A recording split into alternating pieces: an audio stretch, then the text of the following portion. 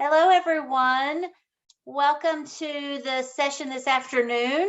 We're going to be talking about how adult education connects the pre-apprenticeship work to apprenticeship programs. And I am Tyra Copas. I am the Assistant Administrator in Workforce Services, and I have the divisions that support employers for Tennessee's Department of Labor. With me today is Teresa Smith, and Teresa Smith is in Department of Labor as well, but she is my counterpart on the adult ed side. So she's an assistant administrator as well. So Teresa, I don't know if you want to unmute and say hello. Hello, everyone. Glad to be here, and we'll get started, and Tyra, we'll go back to you. All right. So Teresa and I have some prepared slides, but please feel free to throw any questions you have in the chat as we progress through these slides, as well as we will leave some time at the end for some Q&A. So again, we want this to be more conversational than anything, and I know that may sound a little weird since we are in a virtual session, but we will go with it and see how it goes. Hopefully we'll give you some good information to take away on the Tennessee side of the house. So we are, both Teresa and I are representing Tennessee today, but the information that we're going to show you can be applied throughout any state, but we'll give you some examples on how we do things in Tennessee. So I'll go ahead and get started today with the training agenda that we've got outlined for you. The first is we just want to take a quick look at the apprenticeship framework just to kind of get everybody on the same page with what is an apprenticeship program and some of the key elements with an apprenticeship program. We will not spend a lot of time here, as well as we will not spend a whole lot of time on how to identify apprenticeship programs. We have one slide there just to kind of give you some starting points. Because what Teresa and I have realized as we do this work is a lot of times it's difficult to figure out where do you start. And so that's where we're going to start today, is really talking about where do you start and how do you begin the journey on finding apprenticeship programs and then building quality pre-apprenticeship programs and what some of those may look like. And so we have some specific examples to share with you about what they look like in Tennessee. And so we'll be glad to answer after that any questions that you may have on how we got started, on any questions about our journey and any roadblocks that we've had along the way. And there have been some, so we'll be glad to answer any of those questions. So let's just kind of do some level setting and talk about in a registered apprenticeship program, or what we like to call as a RAP, R-A-P. So a registered apprenticeship program, all it is really a training program or training programs registered with the United States Department of Labor from the Office of Apprenticeships, or it can be registered through the state apprenticeship agency.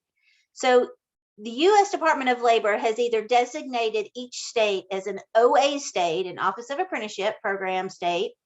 And what that means is the U.S. federal government, the Department of Apprenticeships, they approve all of the apprenticeship programs as well as all of the apprentices that go into those programs.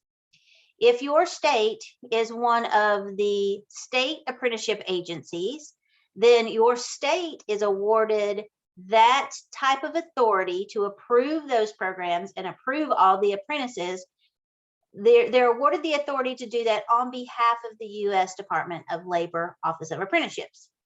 So they are still federally recognized programs. It just, the approval entity and who signs off on those programs may differ. I can show you a little bit later in the presentation where to identify if your state is an OA state or an SAA state, and how to find the contact in your state for those. The second bullet there is registered apprenticeship programs will always have a sponsor. So in the apprenticeship world, there is always a sponsor that's going to serve as the administrator of an apprenticeship program. And what that administrator does is they are responsible for doing all of the tracking, and tracking meaning, are those apprentices completing both the on-the-job learning requirements as well as the education requirements associated with the program. They're also responsible for all the compliance, and the compliance is things like, are they meeting their affirmative action goals? Are they recruiting in line with their affirmative action targets? So those are the compliance reviews. And are they abiding by the rules they set forth in the apprenticeship program? So lots of compliance goes around with these federal programs, but they are tremendous programs. In Tennessee, we have really had a focus on our apprenticeship journey over the last 2 years. And I'm very proud to say that we have had a 30% increase in growth in the number of apprentices that we have brought into Tennessee. So what does that mean for employers and for our workforce? So that means individuals are being trained in quality programs designated for higher position type roles. And so what I mean by that is, when you start the apprenticeship journey as an individual, when you sign that apprenticeship paperwork, you are signing the wage progression increases that you will receive up to, could be up to 4 years. So, think about our current positions. Wouldn't it be nice to know exactly how much you're going to be making in 4 years, and how much and when you'll get those increases? And so that's part of the framework of an apprenticeship program, is to outline that. So it's very attractive to individuals. The attraction for the employer side of the house is apprenticeship programs have nationally a 94% retention rate. So not only are they getting good quality candidates into their programs, they are getting them to stay with their company. And that's extremely important. So apprenticeship programs are appealing to individuals. And in today's world that we live in, being able to recruit individuals with a workforce that doesn't really want to go to work these days is more important than ever. And then the third bullet talks about each sponsor will have a unique program number. And when you're setting up pre-apprenticeships, this is important to know, is that program number, because in Tennessee, you're going to need that program number. So the program number typically has a year. So starting in 2018, they have started a naming convention of the year, the state, and then a 5-digit number. Prior to 2018, or at least in Tennessee prior to 2018, it was the state code and then a random digit of numbers. So you may see some of your older programs have the state code first, and more of the newer programs coming out with the year and then the state and a 5-digit number. Sponsors can be, so we talked about it, every apprenticeship program has to have a sponsor. And so here's where it kind of gets a little tricky. So sponsors can be an employer, it can be a training provider, it can be a third party. So a training provider is typically going to be like a college system. It could be an adult education system. A third party sponsor may be like an organization or a union-based program. And so, to offset a couple of myths, just since I said union-based, apprenticeship programs do not have to be union-based. So in Tennessee, we have a good healthy mix of both apprenticeship programs that are union and apprenticeship programs that are non-union.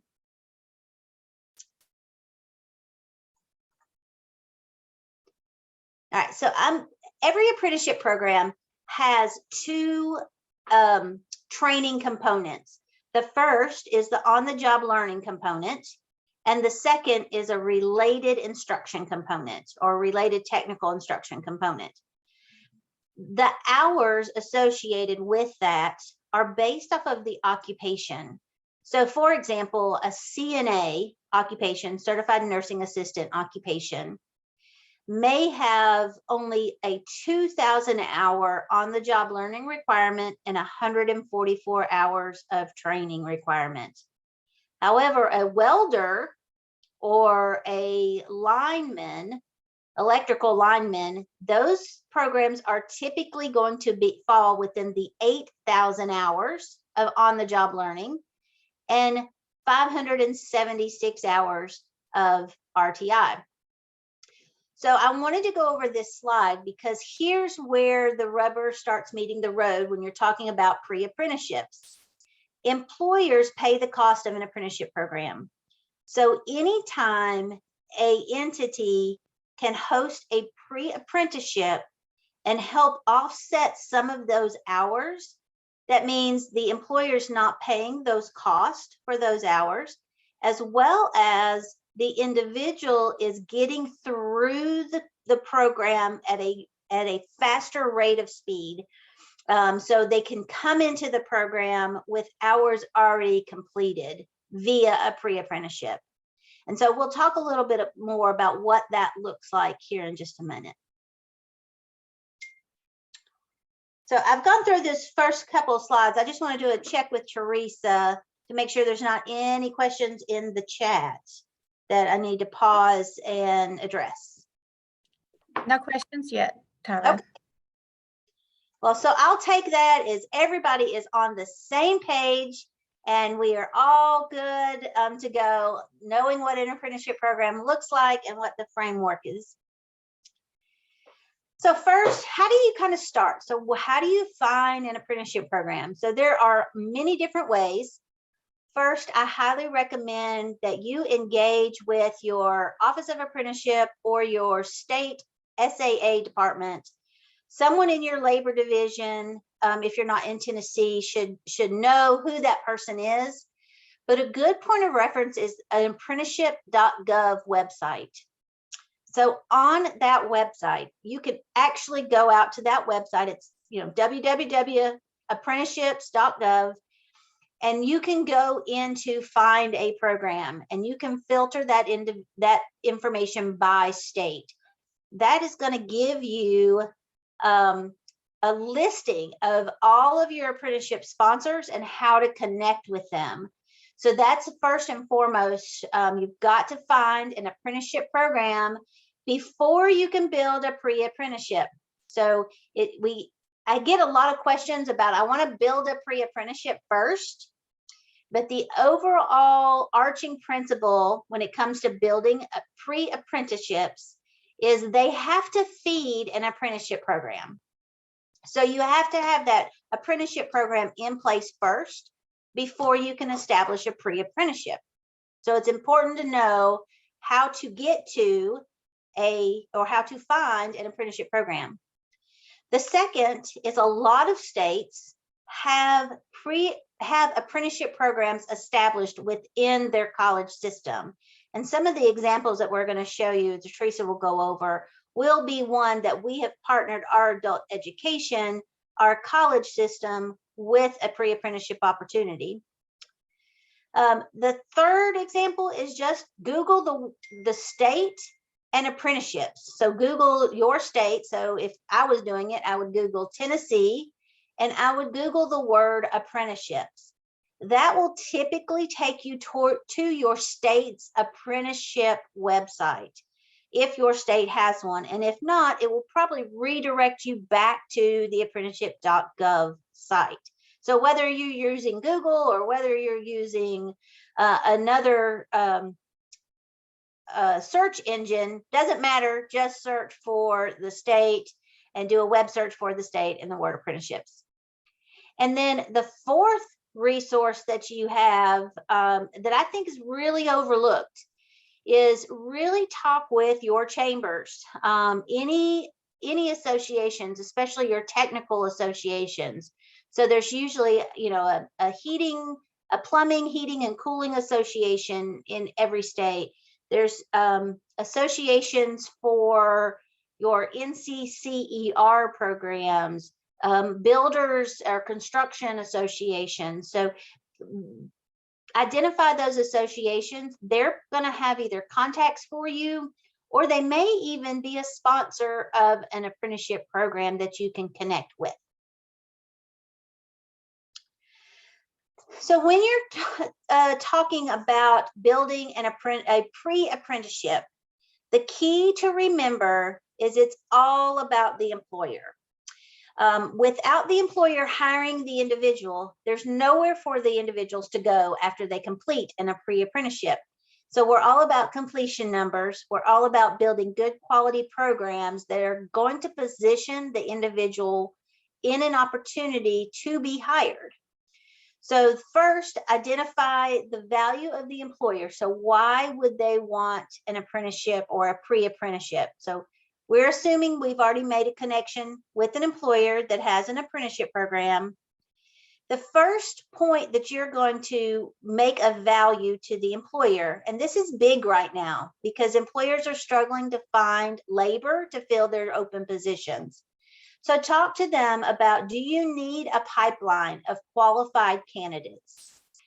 So that pipeline of qualified candidates moves the employer from posting a position and hoping a good qualified candidate will apply to more of that partnership role with a training provider that says, I'm going to develop you a number of individuals, and out of that number, we're going to provide you access to them via an interview, and you can hire directly into that, and you get to have input into how and what we're training them on, so that the training for those individuals can be directly related to an employer. So it's not just general training, but it's specific to that employer's needs. And then the second thing that you want to talk to the employer about when you're talking about bringing value to that employer is removing that cost of their registered apprenticeship program. So I showed you about the hours in a previous slide, and those hours for related technical instruction add up pretty quickly. So there's typically the cost is associated with those related technical instruction. Some of that related technical instruction, what we find is just some general math skills or some English literacy skills that they're having to pay for that training to be developed, either whether in-house or find a training provider. So those are perfect opportunities for adult ed to come in. You have a huge portfolio of training opportunities, and you can quickly assess their need. The other gap of training may be they may have a pool of people already internally that do not have a high school degree. But in order to enter their apprenticeship program, they need some upskilling, or maybe they have a high school degree, but they've been out of school for a long time. And so in order for them to excel in an apprenticeship program, because it does have an education component, they may need some upskilling or retraining. And so those are perfect opportunities for adult education to come in and do what you do best. And help serve that employer and those employees within a particular company. So in Tennessee, we do all of this. In addition, for our pre-apprenticeship programs, we do have a state process to certify pre-apprenticeship. I won't go into that in this call today, but if anyone wants to learn more about that, it's on our website, apprenticeshiptn.gov or .com, sorry, apprenticeshiptn.com. Or send us any questions. Teresa and I will be glad to go over the Tennessee process with anybody that's interested. But our process includes making sure that whoever completes a pre-apprenticeship program gets a guaranteed interview with an employer. And so that is part of our process. That makes our programs what we consider good quality leading to employment programs. So what we want to make sure is that in Tennessee, if we say you can go into this pre-apprenticeship, it's going to lead you to a job. We all know individuals that say, I want to work for company XYZ, but I don't know how to get my foot in the door. Pre-apprenticeships are a great opportunity to get that guaranteed interview with the company of their choice. So let's talk just a little bit about how apprenticeship and pre-apprenticeship work together. So I believe this is my last slide, and then I'll turn it over to Teresa, and she'll go over some examples with you. So first, I've already kind of mentioned this, we always start with an existing apprenticeship program. So that really needs to be in place. Most states can build, and we do in Tennessee, we build them at the same time, because having that guaranteed pipeline from a pre-apprenticeship opportunity is very attractive to employers, especially now where they're really struggling to find good quality labor. So first, starting with that pre-apprenticeship, or I'm sorry, starting with the apprenticeship, that's that either a sponsor, an organization, or the employer. They're already going to have defined their registered apprenticeship program and related technical instruction on the job learning. So to design a pre-apprenticeship, you got to have input from that sponsor. The best way that I can say to do this is to ask them for their apprenticeship program. Take a look at the training that they are providing in that apprenticeship program, and then match that up with what programs that you guys already have in place, or what one-off training opportunities that you guys may be able to help with. So if you see an electrician apprenticeship program, and they have courses that have a high level of math skills in them, and you have some fundamental math courses that you can teach, those are great opportunities for them to be included in a pre-apprenticeship program. Again, getting them ready to get the job and be successful in their apprenticeship program. So the design happens in conjunction with their existing apprenticeship program. That design or that sponsor may also say, I'm not meeting my affirmative action numbers, and I want to recruit a different population, maybe a non-English speaking population. And so I need someone to help us identify this population and then get them up to speed on English language, and which will make them good, viable candidates for us to hire. So that may not be training specifically in that related instruction. However, you're developing the candidates to position them to get that win or win that interview. So however the program is designed, it can be the training and the related instruction. It can also incorporate an on-the-job learning. It does not have to. So that's the key there. It does not have to have any on-the-job learning with it. It could, if that's what your employer would like, but it does not have to. Once you complete the instruction, the individual receives the interview, and here it comes back to that employer. So that employer is committing that they will interview those individuals who pass the training or complete the training. And however the program is designed, once they complete that training, if they are hired, then they either enter their apprenticeship program at the start. So this is maybe the ESL courses that I just mentioned, where they just need to get them ready to be a good candidate. So that could be entered at the top of the apprenticeship program without any credit given. However, if there are courses within their related instruction and or on-the-job learning that is part of that training, then they go in with credit awarded into that apprenticeship program. And that's very beneficial for the individual, because that means they go in at a higher rate. So it's all about the money when it comes to working. And so individuals go in at a higher level and not have to start at that entry-level position. So that's just kind of a flow chart of how these programs could fit together, how they work, and how they're connected to one another. So I'm going to turn it over to Teresa, and Teresa, I will steer the presentation for you. You just tell me when to go to what slide. Can you go back to your other slide real quick? I can. Oh, okay. I forgot one. Sorry. Let's say they do not get the interview, there could be an opportunity for more training. So they could loop back into higher education or adult education for more training there. Okay. So can you address really quick, Tyra, before we move on to the next slide, the hour requirement for a pre-apprenticeship program, or the amount of hours that an individual would have to put into a pre-apprenticeship program, or if there is a required amount? Yes. So that's a great question. There is no required amount of hours. So again, up to the employer.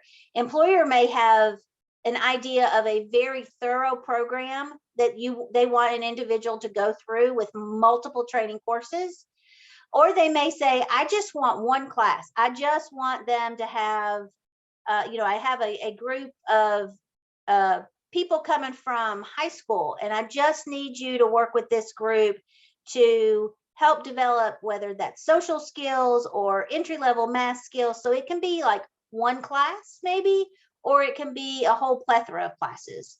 So there is no defined minimum number of hours or maximum number of hours. Thank you. And one more, can you just quickly address the process in which you were, that you had to go through in order to have a state certified pre-apprenticeship program? What did that look like? Yes. So we fall under, in Tennessee, we fall under our Department of Labor, who reports to our state workforce board. And so our process then, we did a lot of, well, to be honest, we kept hearing in Tennessee, we kept hearing the term pre-apprenticeship tagged with all of these training programs. And so what was happening were individuals were paying money to go into these pre-apprenticeship programs, and they were not directly tied to an employment opportunity. And so we identified that as an issue in Tennessee. And so we wanted to make sure that if an individual was going into an apprenticeship, a pre-apprenticeship program, that they knew, or that they had some state guarantee that it was a legitimate quality pre-apprenticeship program. And so with that, we took the problem and the resolution to our state board. And so we ask for the process to be state certified. So it's not with the Department of Labor or the U.S. Department of Labor. It is a state function. But we make sure that the pre-apprenticeship programs that are being built are good quality pre-apprenticeships. And we require a memo from the employer that indicates they will interview any individual that completes the pre-apprenticeship program. And so there is a commitment on that employer's part. And we typically like to see that commitment happen within anywhere from 2 to 4 weeks from the time they complete a program. So, we do not want an individual to complete a pre-apprenticeship program and have to wait 6 months for an employment opportunity or an interview. And so there is some commitment, stake in the game on that employer or that sponsor's part as well. But we push that through our state workforce board, and we're very, very pleased. It passed without any hesitation. That we are following the guidance of the U.S. Department of Labor, making sure that we're protecting our Tennesseans, to make sure that if they're paying to go into a pre-apprenticeship program for that training, that it leads to a position. So we work, short answer, that was a long answer to a very specific question, but short answer is we got approval from our state workforce board. Oh, that's perfect. So the more information people have, the better. So as far as the rest of the process, if you're interested, as Tyra said earlier, if you're interested in the application process, what that looks like, and the details of what we included, there was an entire team of people that looked at this information. It was very well thought out. Everything's not perfect, as we all know, and there's room for improvement in our processes, of course, but certainly we are excited to have this, and it does give it does give kudos to our programs, and it does show that our programs are valid. So if they've gone through this rigor, it is a rigorous process, and they're not just approved off the cuff just because somebody sent in the application. The team that review these really ask a lot of questions. They ensure that the process is a really good, solid process before they actually send a congratulations letter out to our adult education teams, for example, that have asked for a certified pre-apprenticeship program. Yeah. So just a couple of things on this piece while Tyra is on this slide is when it comes to the design, and she talked a lot about making sure that you talk with that employer or the sponsor, whomever owns, so to speak, owns that apprenticeship program, whoever runs and facilitates the apprenticeship program. What we are finding is that as long as we have really good, solid programming, let's say we're going to get to a slide in just a few minutes that talks about metric math or blueprint reading. If you have a very specific skill that needs to be taught, you don't have to have a high school equivalency class and contextualize the entire high school equivalency class in order to do a pre-apprenticeship program. It is very specific to the apprenticeship program and the employer knowledge-based assessments or whatever is at the end of that pre-apprenticeship. So we're going to talk about that just a little bit. And I'm going to just go through several examples and we have journey maps. So for every, we also have a process in our adult education program where any program that is interested, any of our programs that are interested in doing an integrated education and training model, any of our workforce development initiatives, so IETs, pre-apprenticeship, workplace classes, post-secondary and training programs, dual enrollment, any of those, we have an application. And so one application and it feeds to the others. And we want to make sure that whatever process that program picks is what is best for the occupation or occupational cluster or the hot job or the in-demand occupations, whatever you want to call it, that it's moving the needle on those occupations. So we want to make sure that whatever we choose, whether it's and it may not be a pre-apprenticeship that's appropriate for that. It may be an IET program or a workplace class. It depends on it's driven, all of this is driven by the needs of the employer and the type and the skills that that employer needs. So if we're really truly designing programming around pipeline development toward these occupations, we have to start with identifying an occupational cluster. So let's go to the next slide, Tyra, if you don't mind. So this is a start of a integrated education and training journey map. So we talk about identifying that occupational cluster. The very beginning of any IET is truly identifying what the need is in the community. So and each community is different. So Nashville is going to be different than Moore County, Tennessee, and Lynchburg. So even though they have a huge employer there with Jack Daniels, they don't have the community to, it's a very small population of people in that community, and it's a very small county. So their needs is going to differ from what Davidson County and Nashville, Tennessee will need. So if we identify an occupational cluster, let's say it's construction, then a student enrolls in the adult education program, they're selected for an IET or a pre-apprenticeship program, and they're also made aware at this time of all our partner services through our American Job Centers.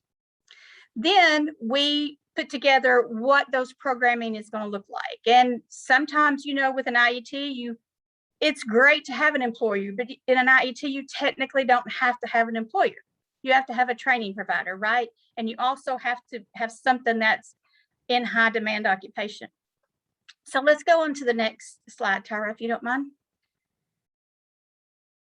So this is one that we have that's a certified pre-apprenticeship with University of Tennessee, and our program is through Tennessee College of Applied Technology in Knoxville. That's where our adult education program is housed.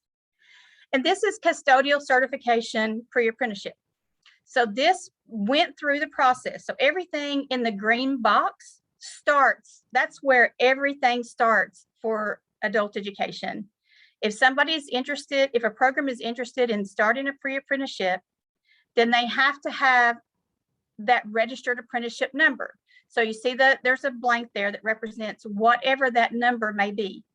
So they start there, and then they have a cover letter and a checklist, and this is just our process, and the pre-apprenticeship application, and they have to complete the MOU that Tyra referred to earlier, where the employer has to guarantee, or the apprenticeship program has to guarantee an interview.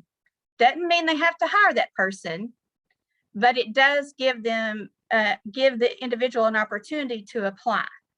If they don't go to that first one that's identified, then we can farm them out to another apprenticeship program that has the same occupational cluster. So once we receive approval, the students' goals are reviewed. So you see the process for advertising the program. What are the needs? So it's kind of the old adage of, if you build it, they will come. So you don't start an education program. You may start an education program because you've got 50 people that walk in your door that want to go into plumbing, but that typically doesn't happen. So you start an education program because there's a need in the community and interest. Once you do that, then you advertise the program. You build your curriculum and you advertise your program to the individuals that you want to push into the pre-apprenticeship program. So again, they go through the same process as they do with the IET. We enroll them into the adult ed program. They apply to see if they're eligible, because some of our pre-apprenticeship programs have a testing requirement. So they may have a language requirement, meaning that they have to have a certain level, ESL level, to go into a particular job for safety reasons. So we want to make sure that they've enrolled in the adult ed program, they've applied for the IET or pre-apprenticeship program, and that we also make them aware, again, of our American Job Center partner services. So that pre-apprenticeship, then as you're designing and developing, you have to decide how many hours you're going to have, who's going to teach those pieces, and what they include. This particular one was actually one of our IELCE programs. And so they started with OSHA 10, which in and of itself, we don't do that by itself. That's just in combination, it's a stackable. So we have a TOSHA, which is housed here in labor, and we partner with them to help deliver some of those OSHA 10 classes.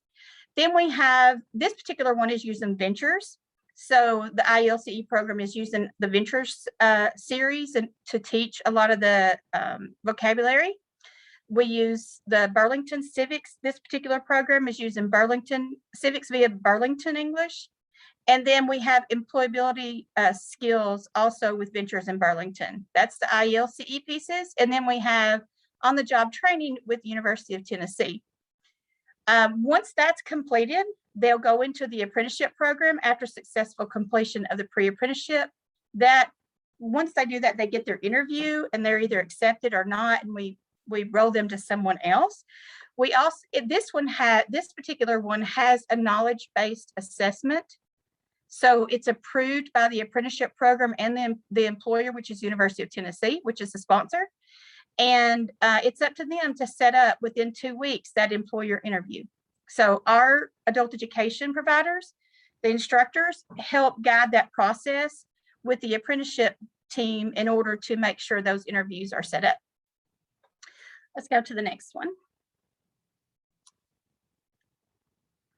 So this is another example of an IELCE program that's a journey map. So this is just an example that you can use, take a screenshot, or I'm sure it will be uploaded. We can share these with someone. If you'd like to go through this process and create your own journey maps, but we do journey maps for our own benefit, so that if it's easier for us to show someone who doesn't know anything about pre-apprenticeships or about the process, and even our local program directors, we have all this guidance, and you can read the law all day long, but we have lots of text guidance, narrative form, but when you put something in a visual representation, it helps you find the gaps.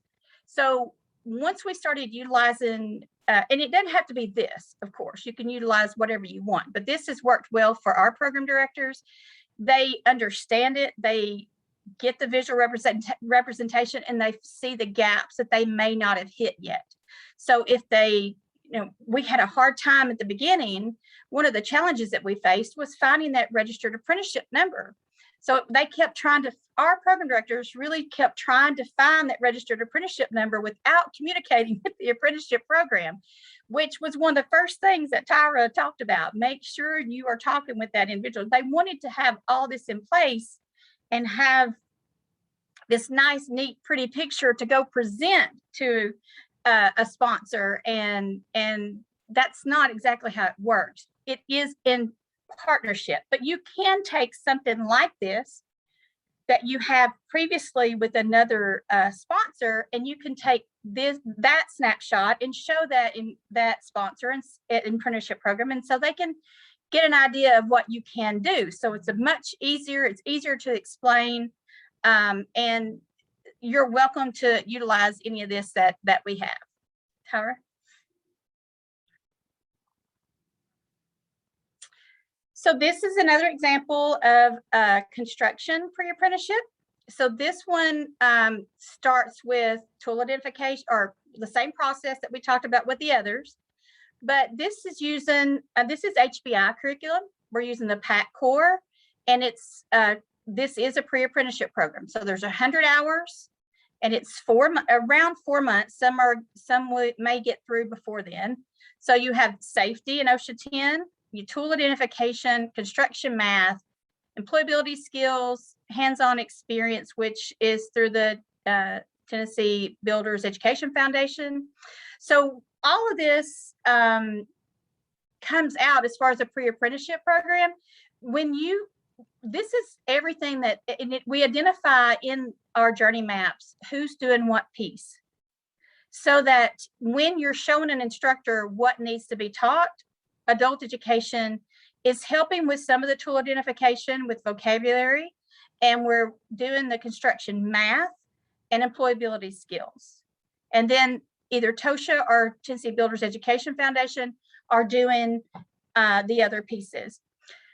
That can lead, this PAC core, excuse me, pre-apprenticeship can lead to a trade-specific pre-apprenticeship, or they can go straight into the registered apprenticeship program. So if it's trade-specific, meaning are they doing carpentry? Do they want to do a pre-apprenticeship in carpentry or plumbing or electrical? What do they want to go into? So they can go through the core, which is basic construction knowledge, basic math, basic employability skills, how to come to work, how to stay at work, how to get a job, how to keep a job, kind of topics. You guys know all about that, I'm sure. So we then also identify employers that will be hiring through the apprenticeship program. So with this particular one, we had 4 employers that were interested. Now we've added more to this one. I haven't updated this slide, but we've added more employers in the Memphis area that are interested in hiring individuals through the pre-apprenticeship program. So we're excited to get this one off to the races. Let's go to the next slide.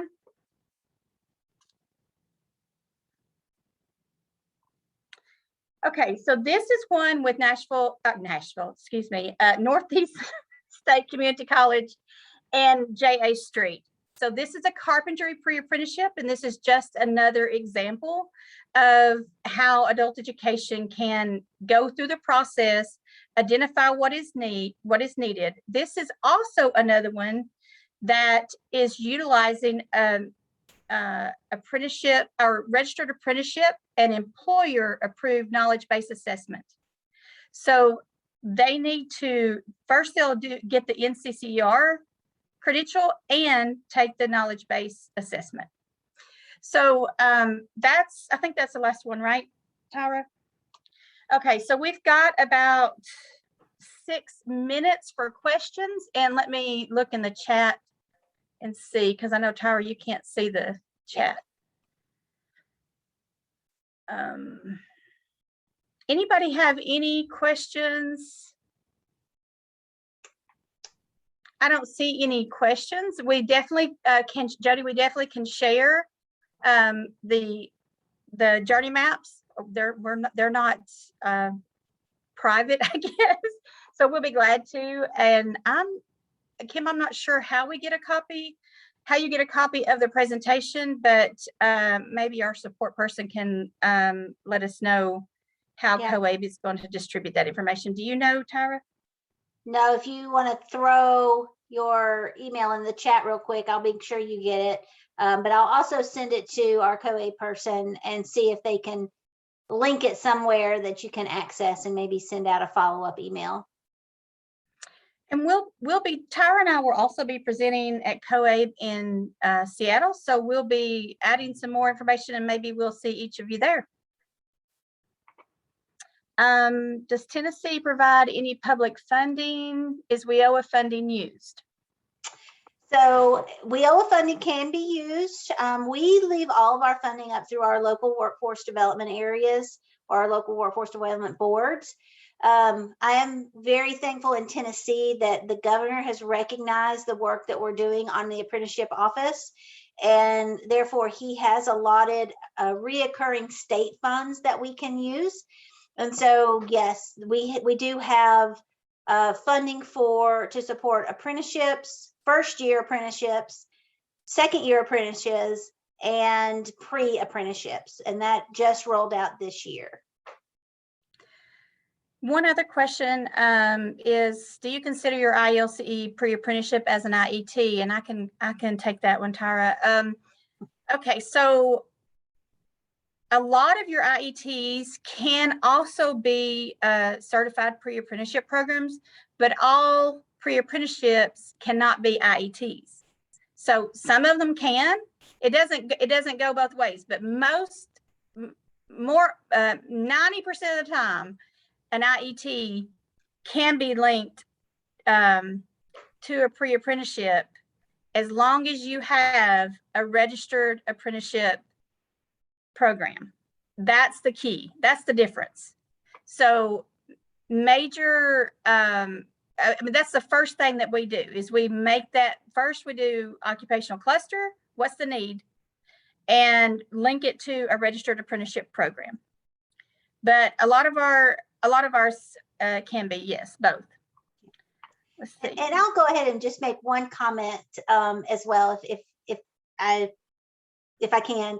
One of the things that I think has worked to Tennessee's advantage is the relationship between labor, our apprenticeship office, and the adult ed office. And so I highly encourage building that network, because it's, I don't deal with the adult ed language, and Teresa doesn't really deal on the apprenticeship language. So it's been invaluable for us to just get on a call and say, I have this, and how can we make it work? And so, I can't answer those adult ed questions. She might not be able to answer the apprenticeship questions, but with both of us at the table and working together, we can make sure that all questions are answered. And so I think that has been a big catalyst. That network, that collaboration has been a catalyst to making it successful in Tennessee. I agree 100%. And so we do have a great working relationship, us being housed in the Tennessee Department of Labor and Workforce Development. We have different divisions, of course, but we're all in the same department. So that's very helpful. But you can be housed in the same building or even under the same department and not have a good relationship with people. You just have to be intentional about making those connections, because until the last probably 2 years, we really didn't have that relationship. And so we have just built this relationship over the last 2 years. So we're excited about what's happening in Tennessee. Our state apprenticeship team is doing a fantastic job. And they talk about adult education when they go out to the field and they're talking to employers and sponsors of apprenticeship programs. They talk about adult ed and the links to pre-apprenticeship and any other services that we offer. So having somebody else, taking that megaphone and shouting to the world that, hey, AE is here and we're a pipeline for talent, then we need those cheerleaders. And so they are great cheerleaders for us. So I can't say enough about that. Well, we are at time. Thank you everyone for all the comments that you made today, and we'll be more than happy to figure out a way to get this presentation out to you. So have a wonderful evening and happy Thanksgiving. Bye, everyone.